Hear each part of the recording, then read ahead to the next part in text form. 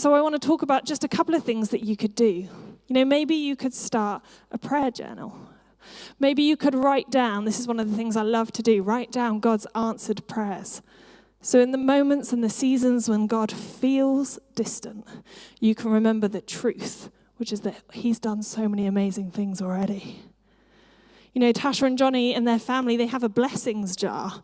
They write down blessings that God has done for them, put it in the jar.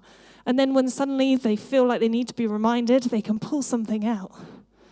Maybe you can use your booklet to start journaling. Start journaling your gratitude. What has God done? I'm so grateful to God. I'm grateful that he did this for me. It's why we share praise reports as well as prayer requests here each week at Liberty. It's to remind ourselves of what the amazing things that God has done. And if you are struggling with anxiety, then let me encourage you to start one of these things.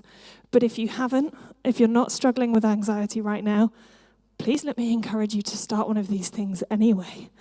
Please don't wait until you are in a season of struggling to try and put in place healthy rhythms.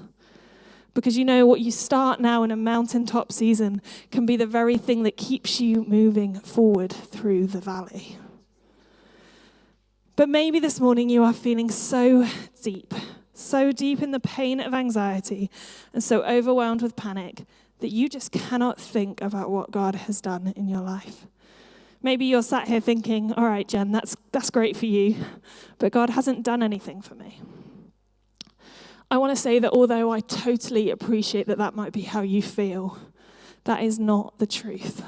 Our feelings do not dictate truth. The truth is that God has done amazing things in our life.